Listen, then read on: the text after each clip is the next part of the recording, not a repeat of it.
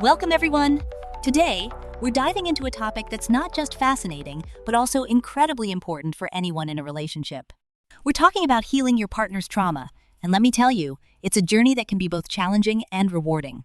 So, grab your headphones, settle in, and let's explore this together. You know, some students have reached out to me asking about the psychology channel of teacher Song Ming. I've watched a ton of his videos, and they've really opened my eyes to the complexities of trauma, especially when it comes to relationships. Oh wow, that sounds intriguing. So what exactly did you learn from him?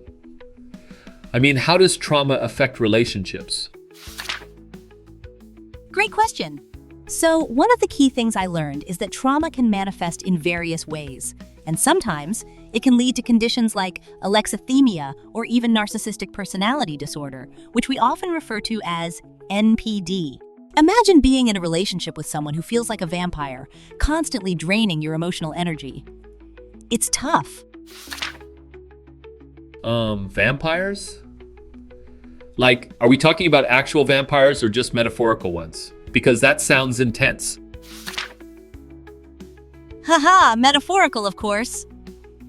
But it does feel that way sometimes, right? When you're with someone who has NPD, they can seem to demand so much from you emotionally, leaving you feeling exhausted. The first step in dealing with this is understanding that the relationship between partners is the core of a family.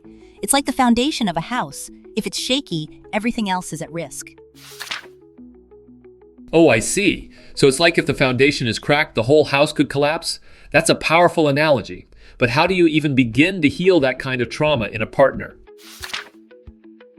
Exactly. And it's not easy. A good marriage must pass through at least 4 thresholds. The first is your ability to choose wisely. You know, many people choose partners who may not be ideal for them, and that can lead to a lot of heartache. Right. So it's like picking a team for a sports game? You want to choose players who complement each other's strengths and weaknesses? Exactly. You want to build a team that can work together. The second threshold is tolerance. Your partner will always have differences, and can you accept those? That's interesting. So it's like when you're in a group project and one person has a totally different approach. You have to tolerate their style to get the project done, right? Yes. And then there's growth. Both partners need to grow together. If one person stagnates, it can create a rift. Think of it like a plant. If one part isn't getting enough sunlight, the whole plant suffers. Wow, that's a vivid image. So if one partner is thriving and the other isn't, it's like the whole relationship could wither away? Exactly. And the last threshold is appreciation. As you both grow, you need to appreciate each other's efforts. It's about creating that heart-to-heart connection. So it's like giving each other high fives for progress? That sounds so uplifting. But what if one partner is dealing with trauma and the other isn't?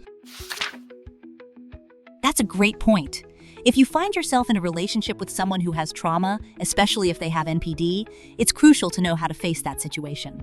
First, you need to assess if you can handle it. If you can't, it's okay to argue. Wait, arguing is okay?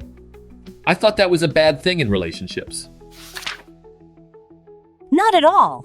Quarreling can actually be a form of communication. It's about how you do it. You need to learn the skills to argue constructively. So it's like learning to play a sport?